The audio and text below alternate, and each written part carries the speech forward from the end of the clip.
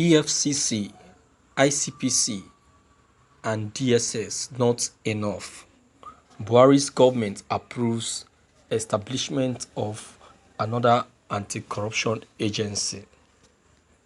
President Muhammad Buhari administration has approved the establishment of a new anti-corruption agency. The new agency approved by the Federal Executive Council will be saddled with proper coordination of all recovered looted assets. The Minister of Justice and Attorney General of the Federation, Abubakar Malami, disclosed this to State House correspondents after the fake meeting on Wednesday. He said the new agency, known as the Proceeds of Crime Recovery and Management Agency, will oversee the responsibility of managing the assets that constitute the proceeds of crime in Nigeria. The minister said the FEC has approved transmission of a bill titled Proceeds of Crime Recovery and Management Agency Bill to the National Assembly. He said the Federal Ministry of Justice presented to Council a memo on Wednesday. The memo is about a bill which seeks the approval of the Council to transmit to the National Assembly for passage.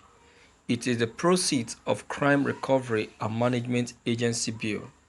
It is, in essence, a bill that is targeted and intended to have in place a legal and institutional framework.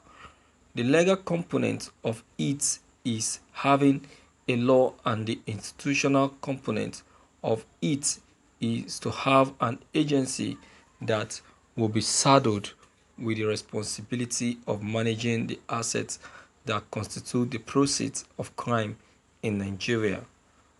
What happens before now is the proceeds of crime are scattered all over and mostly in the hands of different and multiple agencies of government, inclusive of the police, the DSS, Department of State Service, EFCC, Economic and Financial Crime Commission, and ICPC, Independent Corrupt Practices and Other Related Offences Commission.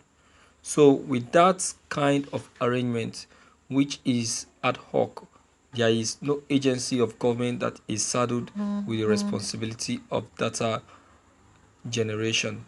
An agency that can give you off-hand the number of landed assets, number of immovable assets, the amount in cash that are recovered by the federal government by way of interim forfeiture over way of final forfeiture.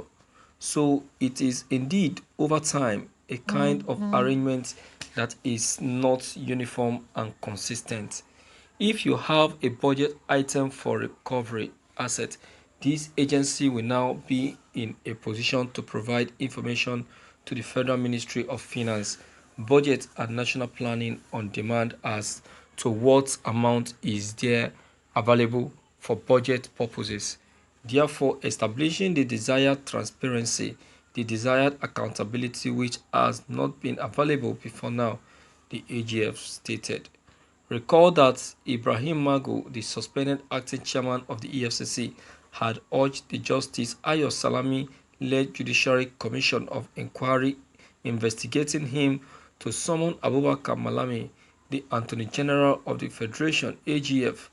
Magu explained that Malami should come before the panel to his lawyers can cross-examine him on the credibility of the allegation he made.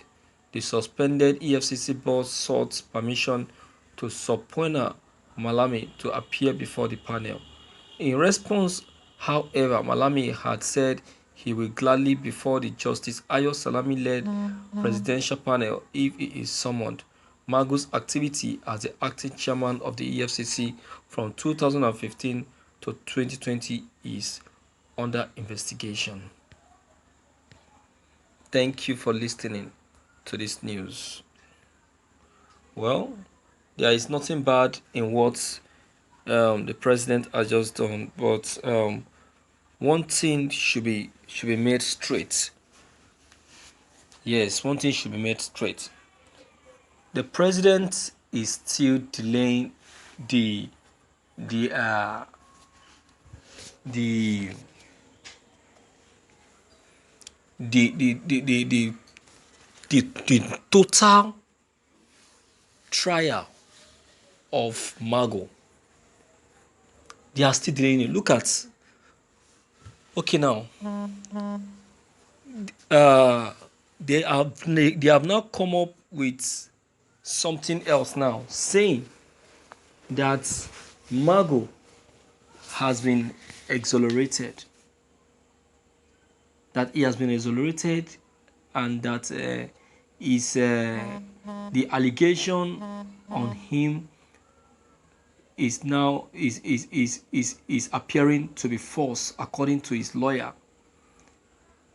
That there is no proof.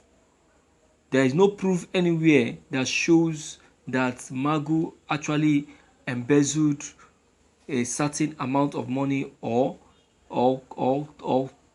kept some number of assets to himself. You can see that. So you can see the reason why they decided to keep this thing till this time, so that they can think and know what to do and how to do it, what to say and how to say it, that will make the statement to look real before Nigerians. This is a complete fallacy. This country, this country is a disgrace. Nigeria is a disgrace. Yes, permit me to say it. You can imagine. Why? Why this? Why this deceit? When the case of Magu came up, it was as if Magu is going to be killed the following day. It was as if Magu is going to be sent to Kirikiri prison the next day. The president was threatening fire and ice, making promises that he will make sure that Magu rots in jail.